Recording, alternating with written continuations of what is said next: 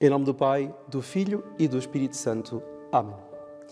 Caríssimos irmãos, caríssimos amigos, salve Maria. Uma vez mais estamos juntos para poder meditar no Evangelho Dominical, neste que é o primeiro domingo da Quaresma.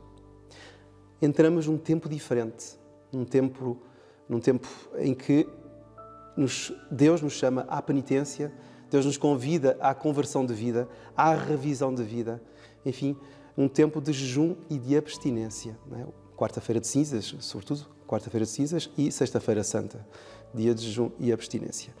E todos os anos nós somos confrontados, ao entrarmos neste tempo de quadraginta dias, que é o tempo de 40 dias, somos confrontados com os evangelhos da tentação de Nosso Senhor no deserto. Ano A é São Mateus, ano B, São Marcos, e ano C, que é o de hoje, temos o capítulo 4 de São Lucas, versículos 1 a 13º. Tentação de Nosso Senhor no deserto. E em vista disso, e em vista também de outros simbolismos do número 40, não é? Os 40 anos no deserto do povo, nós entramos neste tempo de esperança também, porque depois destas provações, destas penitências que iremos fazer, desta revisão de vida, desta mudança de mentalidade, nós iremos dar finalmente no portal da glória, no portal da ressurreição. Mas então entramos todos os anos com as tentações. E as tentações, caríssimos irmãos, são uma guerra. As tentações são uma guerra. Nós temos acompanhado, certamente, todos, a guerra que está a deflagrar, por enquanto, apenas numa parte da Europa Oriental. Temos visto essa invasão da Ucrânia e tudo o que está a acontecer. E estamos perplexos, não é? E eu ouvi até um comentário recente de uma pessoa, um comentarista, a dizer: mas como é que é possível? Ele estava mesmo assim um pouco apardalado. Como é que é possível, em pleno século XXI, um século cheio de humanismo, um século cheio de ideais de humanidade, de paz, de harmonia entre os homens, entre os povos, entre as religiões, entre tudo e mais alguma coisa? Como é que isso é possível? Então, como é que é possível que, num século também cheio de evolução científica, tecnológica, evoluções de todos os géneros e feitios, como é que é possível agora uma guerra? Toda a gente está à boca aberta. Mas essa guerra é fruto de outra guerra. E essa outra guerra é a mais subtil, a mais constante, não é? E a mais mortal, que é a guerra das tentações. E é precisamente essa guerra que Nosso Senhor vai nos ensinar a ultrapassar, a vencer. Ora, a primeira coisa que nós devemos perceber é que a guerra interior, a guerra espiritual, faz parte de todo o ser humano. Por isso, no livro de Jó diz às tantas, no meio da sua agonia, digamos, quase mortal, porque ele estava leproso, a morrer, ele sentia-se abandonado completamente por Deus. Não é? E ele dizia: a vida do homem sobre a terra é uma guerra. Militia est vita hominis super terram. A vida do homem é uma batalha terrível. Às vezes nós encontramos inimigos fora, meditávamos há pouco, temos de gamar os nossos inimigos, etc. E às vezes inventamos inimigos em quantidade. E o maior inimigo está cá dentro.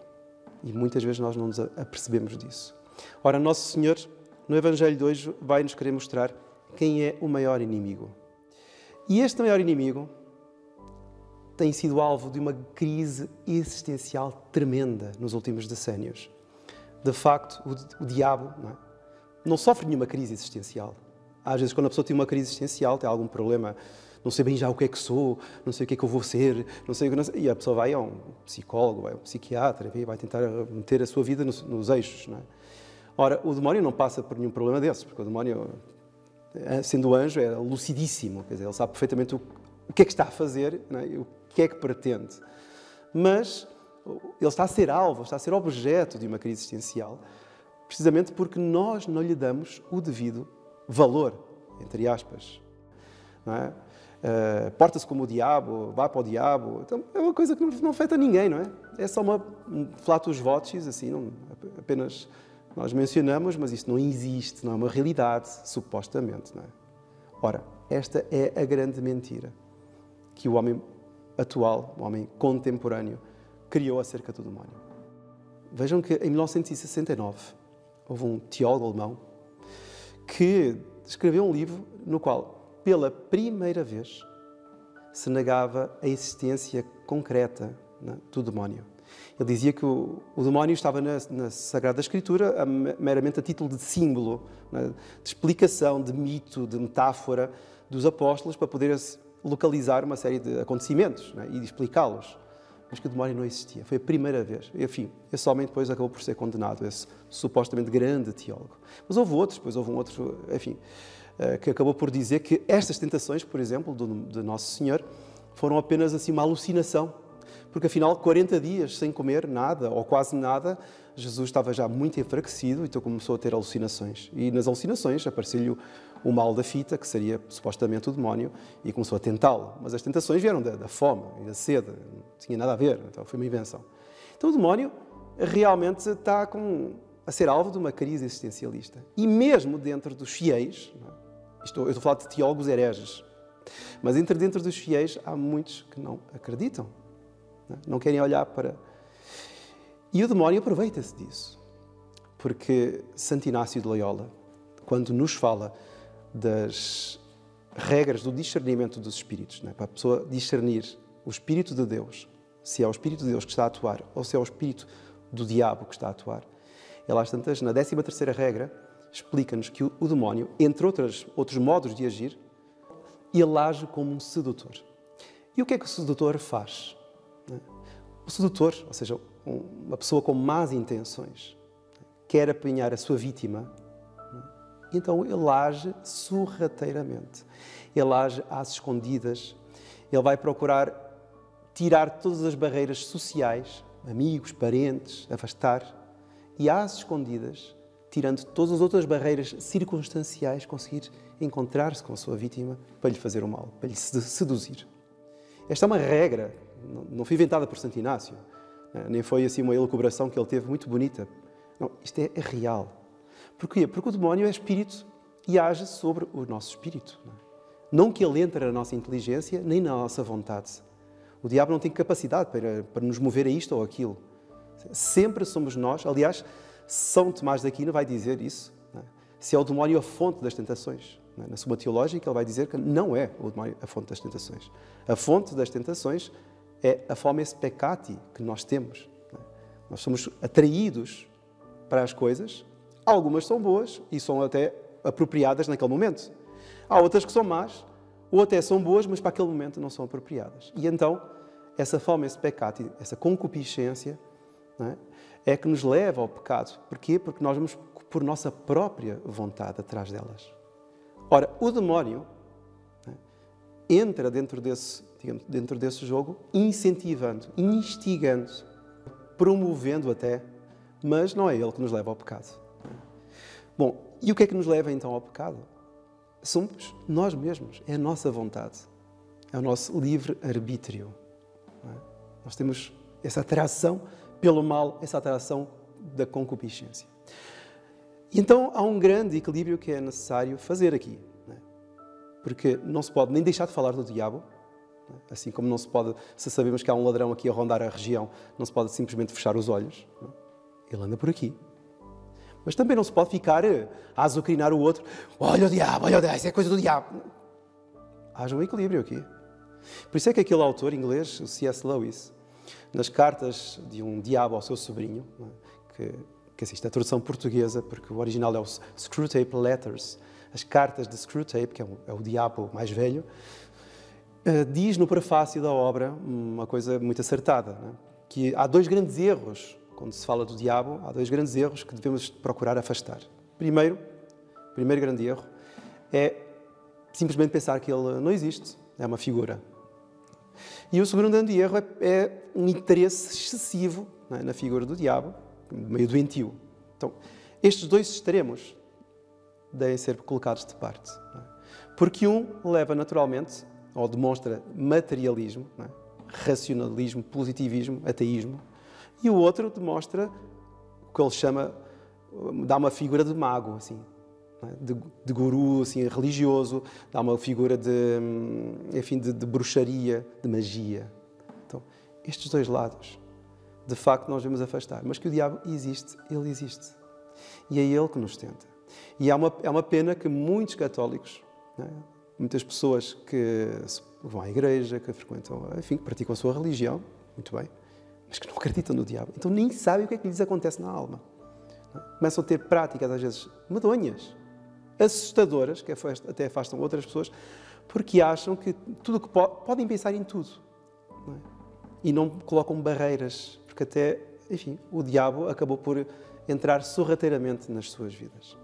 Agora, o que é que são propriamente aqui as tentações? Porque, evidentemente, eu estou aqui, o padre está aqui a falar, tentações, o diabo tenta-nos. O que é que são as tentações? Então isto é muito importante, nós entendermos o que é que são as tentações. Isto até porquê? Porque eu já conheci pessoas que não praticavam religião, e a partir do momento em que começaram a praticar a religião, tipo, rezar, o que é praticar a religião? Vamos agora explicar também. Não é simplesmente ir à missa, não, é rezar. Mas rezar com vida de piedade, né? Rezar tipo rosário, terço diário, várias orações, ir à igreja, rezar diante do Santíssimo Sacramento. Então começaram a rezar, começaram a praticar os sacramentos. Os sacramentos também não é simplesmente ir ao casamento, não. Não é simplesmente também ir ao domingo à missa, não. É ter uma certa vida espiritual bem levada.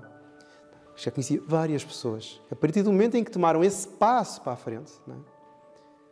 Vieram depois dizer, sou padre, eu agora tenho tido umas tentações que eu nem sabia o que era, mas agora, realmente, conhecendo um pouco da doutrina, eu dou o nome de tentações.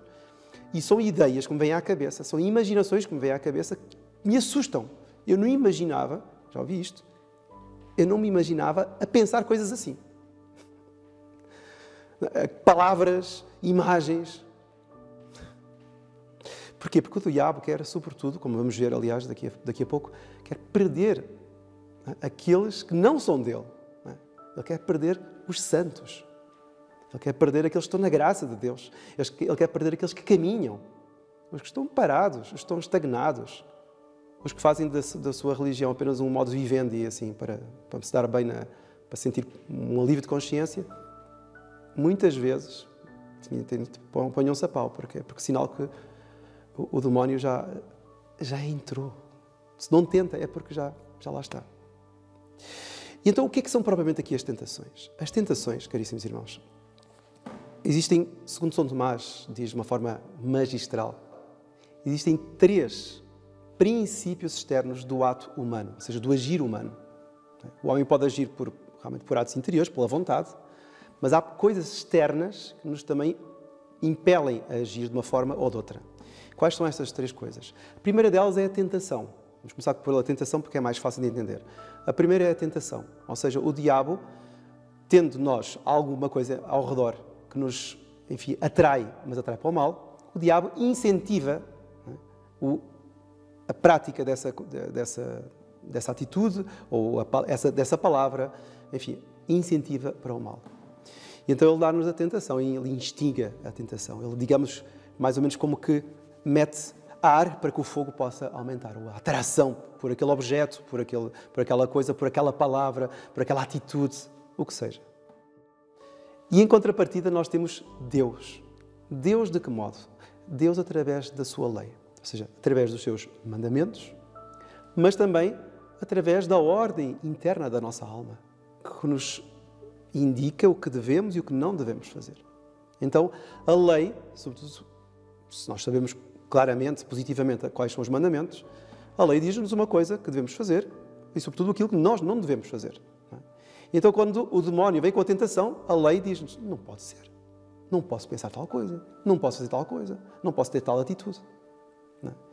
E para que nós tenhamos força, porque às vezes a tentação é muito forte, vai, faz, pensa mal, diz mal. Então, Deus dá-nos a sua graça. Deus dá-nos sempre a sua graça. Sempre nós estamos a ser tentados, e sobretudo tentados pelo demónio, Deus dá-nos a sua graça. E a graça é então uma espécie de, é um auxiliar, como se fosse uma espécie de uma arma. Não é? Pode ser até um terço, pode ser o que seja, mas Deus dá-nos uma graça, não é? Para nós termos forças na luta contra aquela tentação. Então são externos os princípios. É a lei, a tentação, não é? E a graça de Deus que nos ajuda a lutar contra a tentação. Ora, Jesus, nosso Senhor, quis nos ensinar, não é? No momento das suas tentações no deserto, como nós devemos enfrentar estas tentações do diabo. E é de uma forma tranchante, assim, bruta. Porque vejam que ele dá respostas diretas e corta imediatamente a afirmação do demónio. Porque o demónio gosta de enrolar, não é? Gosta de seduzir, como nós dissemos. Então, como o Evangelho de hoje diz-nos assim: naquele tempo, Jesus, cheio do Espírito Santo, retirou-se das margens do Jordão. Isto porque, como disse há pouco, o diabo tenta, sobretudo, quando a pessoa está na graça de Deus, a caminhar. E por isso Nosso Senhor quis ser tentado depois de sair das águas do Jordão, ou seja, depois do seu próprio batismo. Durante 40 dias esteve no deserto, conduzido pelo Espírito e foi tentado pelo diabo. Nesses dias não comeu nada e, passado esse tempo, sentiu fome. Realmente, 40 dias. E então o diabo disse-lhe: se és o Filho de Deus, ou seja, ele não sabia que era Nosso Senhor, era o Filho de Deus, ou seja, o que é que significaria propriamente ser Filho de Deus? Manda a esta pedra que se transforme em pão. Então, vejam que é muito interessante.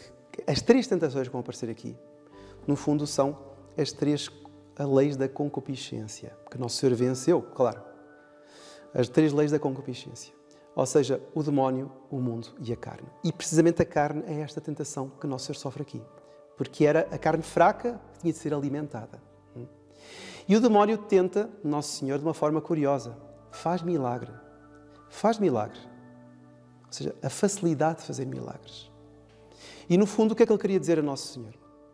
Se tu, agora com fome, fizeres milagre, e quando encontrares essas multidões que estás a querer converter, fizeres muitos milagres, irás atrair tanta gente. Então o segredo do sucesso é fazer milagres. Fazer milagres em quantidade. Hás a atrair tantas pessoas. Vejam só que o demónio queria o quê? Que o Messias se desviasse do seu messianismo. Ou seja, o Nosso Senhor vinha, sobretudo, trazer uma boa nova, vinha trazer a salvação, vinha trazer uma salvação que vinha depois pela cruz. O diabo quer, não, cruz é demais. Faz milagres. Tens essa capacidade? Fala-os. Vais atrair milhões de pessoas. Mas pelos milagres não irás converter ninguém, no fundo. Quer dizer, isso o demónio não diz. Mas, no fundo, vejam só que, através da carne, não é? E da utilização do poder de Deus, o demónio queria desviar Nosso Senhor do seu fim. Ora, claro, Nosso Senhor corta o mal pela raiz e passou por cima da tentação. Depois vem uma segunda tentação, que é muito interessante, porque diz assim: eu te darei, ou seja, o diabo levou Nosso Senhor ao alto de um monte, a um lugar alto, e disse: eu te dar-te-ei todo este poder e a glória destes reinos que me foram confiados. Mentira, claro, nenhum reino é dele. E eu dou-os a quem quiser, se te prostrares diante de mim. Então a segunda tentação, curiosamente, seria até à partida mais interessante que estivesse em primeiro lugar. Não. O diabo, sendo um espírito e estando diante de um homem que ele não sabia bem quem era, olha, adora-me que eu dou-te o que quiseres. Mas o diabo então coloca esta como segunda tentação. E porquê que é a segunda tentação? Porque precisamente a primeira tentação é a tentação mais fraca, que é a tentação da carne. Essa tentação da carne é uma tentação que, quando a pessoa consegue ultrapassar, ela vai para um outro patamar, que é a tentação do poder, o domínio, a posse. E é a segunda tentação, precisamente, que o demónio tenta com o Nosso Senhor. A da carne fraquejou, vamos para uma outra mais alta, a tentação do poder, do domínio. E dizia um certo autor que o poder tem esse grande perigo, é que à medida que se vai elevando, a tentação do poder torna-se uma idolatria. E por isso é que o demónio tenta fazer com que o Nosso Senhor o idolatre, através da dádiva, da entrega de poder para Ele. E é o que está a acontecer no mundo de hoje. O homem quer tanto poder que se acha divino. Acha que pode mandar na vida dos outros, conquistar terras dos outros, matar os outros a seu belo prazer. Porquê? Porque o poder tem esse grande perigo de se tornar uma idolatria. Bom, e a terceira fase, que já é, digamos, o topo das tentações mais terríveis, que é o quê? Diz o diabo levou a Jerusalém, colocou-o sobre o pináculo do templo e disse-lhe: se és filho de Deus, atira-te daqui abaixo. Então imagina, tentar a Deus, Jesus, atira-te a ver se Não morres. És filho de Deus. Se fores filho de Deus, não vais morrer. Virão os anjos, alguma coisa acontecerá. Então, esta é uma tentativa que o demónio tem, através do orgulho. Se tu és o filho de Deus, tu irás conseguir. Então, a tentativa de fazer com que o nosso Senhor tenha um reconhecimento de si mesmo. E esta tentação é curioso, porque as tentações que aparecem aqui vão num crescendo. Mesmo quando a pessoa está em uma grande fase de vida espiritual, porque às vezes a pessoa reza muito, pratica muito os mandamentos, mas acontece-lhe alguma coisa, ela não se sente reconhecida, não se sente justificada pelos outros, explicada, reconhecida, enfim, no bem que fez. Um ressentimento tremendo. Isto porquê? Porque toca em algo mais alto, que é o orgulho. E foi aí que o demónio tentou tocar Nosso Senhor. Não é? Ou seja, testou-lhe a humildade. Mas tal seria que ele fosse vencer a Nosso Senhor. Então Nosso Senhor diz: não tentarás o Senhor, teu Deus. Então, caríssimos irmãos, nós temos estas 3 tentações que são, enfim, um ensino para o modo de nós vencermos cada uma delas. Um modo ex-abrupto, cortar imediatamente as tentações, negar imediatamente e sempre colocar-nos no oposto daquilo que o demónio nos tenta. Vamos pedir então, nesta liturgia deste primeiro domingo da Quaresma, que Deus Nosso Senhor nos dê força, que Deus Nosso Senhor nos dê, primeira coisa, nos dê essa persuasão de que o demónio, o diabo, existe mesmo, em que nós somos tentados frequentemente, constantemente. Isto por um lado. E por outro lado, vamos pedir a Deus Nosso Senhor que nos dê sempre aquela capacidade de ter armas na mão, ter oração, vida espiritual, graça de Deus, para podermos vencer com todas as forças estas tentações do demónio e assim nos aprofundarmos e aperfeiçoarmos na vida da nossa fé. É isso que vamos pedir, junto com Nossa Senhora das Dores, que neste tempo de Quaresma nos acompanha, que ela nos faça caminhar nesta batalha, nesta guerra espiritual, que é a guerra das tentações, e que nos faça vencer. E que a bênção de Deus Todo-Poderoso, Pai, Filho e Espírito Santo, desça sobre vós e permaneça para sempre. Amém. Louvado seja nosso Senhor Jesus Cristo.